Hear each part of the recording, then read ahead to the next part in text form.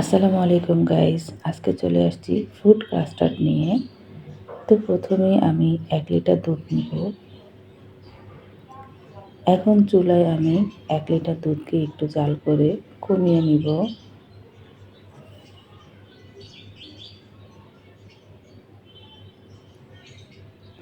তো কিছুক্ষণ জাল করার পরে আমার দুধটা একটু কমে আসছে। কমার পরে এখানে আমি 4 চামচ চিনি দিয়ে দিছি। আমার বাসায় ডায়াবেটিসের মানুষ, তার জন্য আমি বেশি চিনি ব্যবহার করতে পারি না বা আমরা বেশি চিনি খাই না। আপনি আপনার মতো করে যদি মনে হয় বেশি চিনি দিয়ে খাবেন তো আপনি খেতে পারেন। আর কাস্টার্ডে বেশি চিনির দরকারও হয় না ওইভাবে, কারণ হলো আপনি যে ফলগুলো দিবেন তাতেও মোটামুটি মিষ্টি থাকবে। তো এখানে আমি কিছুক্ষণ জাল করতেছি, কারণ আমার চিনিটা গলা পর্যন্ত আমি ওয়েট করব, আর নিচে যেন লেগে না যায় সেদিকটাও খেয়াল রাখবেন।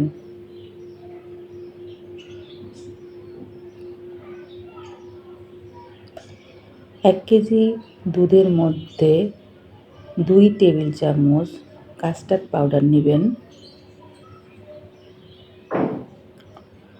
তো এখানে আমি দুধ জাল করতে করতে অন্যদিকে আমি 2 টেবিল চামচ কাস্টার্ড পাউডার পানিতে গুলিয়ে নিছি, যেন এটা আমার গরম দুধের মধ্যে দিলে আবার দলা পেকে না যায়। এই জন্য আগেই আমি পানি দিয়ে গুলিয়ে নিছি।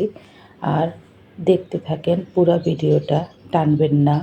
রান্নার ভিডিও টেনে টেনে দেখলে অনেক কিছুই বোঝা যায় না। সম্পূর্ণ ভিডিওটা দেখার অনুরোধ রইল।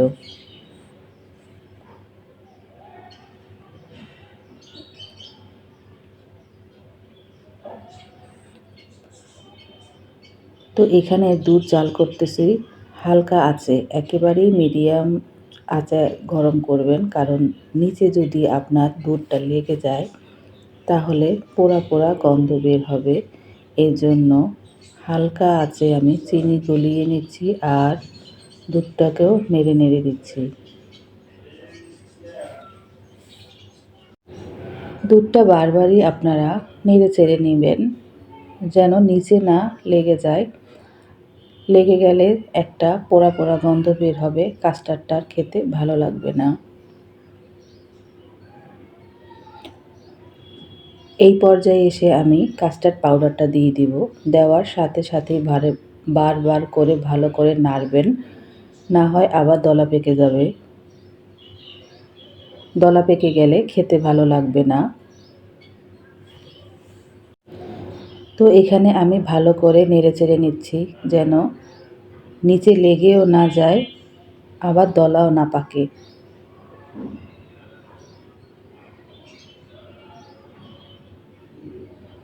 কিছুক্ষণ নাড়াচাড়া করার পরে আপনার দুধ আর কাস্টার্ড পাউডারটা একেবারে মিলেমিশে একাকার হয়ে যাবে, আর দেখতেও বেশ ঘন ঘন একটা ব্যাপার চলে আসবে।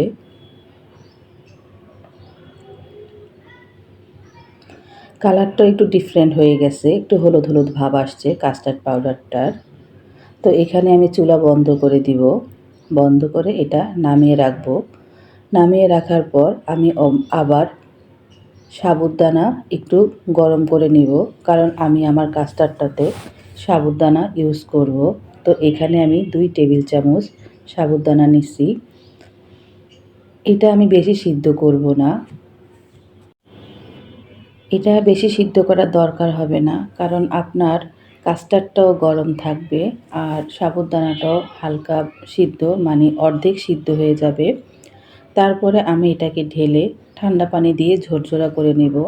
যদি ঠান্ডা পানি দিয়ে ঠান্ডা না করি তাহলে এটা দলা পেকে যাবে, তখন এটা খেতে ভাল লাগবে না।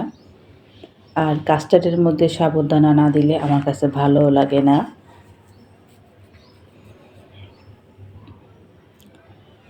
তো এখানে সাবুদানাটা আমার প্রায় হয়ে আসছে। তো এখানে আমি চুলা বন্ধ করে দিব, কারণ এটা বেশি ফুটাইলে, বেশি সিদ্ধ হয়ে গেলে একেবারে লেগে লেগে যায়, ওটা খেতে ভালো লাগে না। আমি বারবার নেড়েচেড়ে দিয়ে দেখাচ্ছি যে একটার একটার সাথে লেগে না যায়।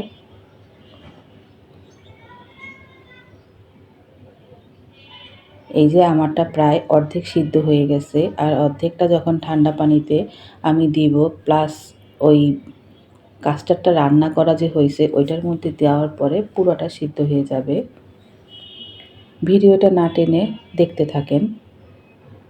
বেশি সময় লাগে না রান্না করতে, আমি পুরো প্রসেসিংটাই দেখিয়ে দিছি। আমার তো রান্না করতে সর্বোচ্চ 20 মিনিট লাগছে। তো খুব ঝটপট কম সময়ে আপনারা নিজেরাই বাসায় বসে কাস্টার্ড রান্না করে খেতে পারবেন।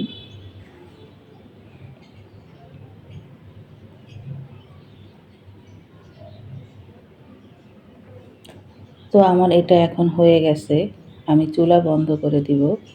বন্ধ করে দিয়ে এখন এটাকে আমি পানিতে ঠান্ডা করব। এখন ঠান্ডা করার পরে আমার যেই আগে রান্না করা কাস্টার্ডটা সেটার উপর একটা দেখেন সরের মতো পড়ছে। এবার দেখেন কতটা লোভনীয় দেখতে আমার কাস্টার্ডটা হয়েছে। এখন আমি এখানে সাবুদানাটা দিয়ে দিব।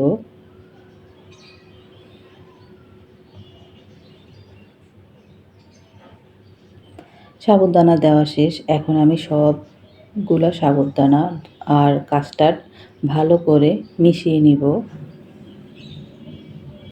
যেন কাস্টার্ডের মধ্যে সাবুদানাটা দলা পাকিয়ে না যায়। অন্যদিকে আমি কিছু ফল নিছি ফল কাটার জন্য। এখানে আমি ব্যবহার করছি কলা, আপেল, আঙুর, নাশপাতি, সবগুলোকে আমি কিউব কিউব করে কেটে নিছি। এখন আমার সব কাটার পর্ব শেষ। এখন আমি কাস্টার্ডের সাথে ওই ফলগুলা সব মিলিয়ে তারপরে ফ্রিজে রাখবো ঠান্ডা করার জন্য। দেখেন হালকা আঁচের যে গরম ছিল তাতে কিন্তু সাবুদানাটা পুরোপুরি সিদ্ধ হয়ে গেছে। এখন আমি ফলগুলাকে অ্যাড করব। অনেকে এটার মধ্যে আনার ব্যবহার করে, যেটা আমার বাসায় কেউ পছন্দ করে না, বিচি বিচি মনে হয় সবার কাছে, কামড়ে বাজে, সেজন্য কেউ খায় না। তো আমরা সাধারণত আপেল, নাশপাতি, কলা, আঙুর এগুলো দিয়েই কাস্টার্ডটা রেডি করে ফেলি, আর এটাই আমার বাচ্চারা ভালো খায়। তো এখন আমার কাস্টার্ড রান্না শেষ। এখন এটাকে আমি ঠান্ডা করতে ফ্রিজে রাখবো। 2 ঘন্টা ফ্রিজে রাখলে আপনার কাস্টার্ডটা অনেক ঠান্ডা হয়ে যাবে আর খেতে ভালো লাগবে। আর আমাদের চ্যানেলটাকে ভালো লাগলে অবশ্যই আমাদের চ্যানেলটাকে সাবস্ক্রাইব করবেন, কমেন্ট করে জানাবেন কে কে ট্রাই করছেন। আমার রান্নার সব উপকরণগুলো আমি ডেসক্রিপশন বক্সে দিয়ে দিব। আল্লাহ হাফেজ।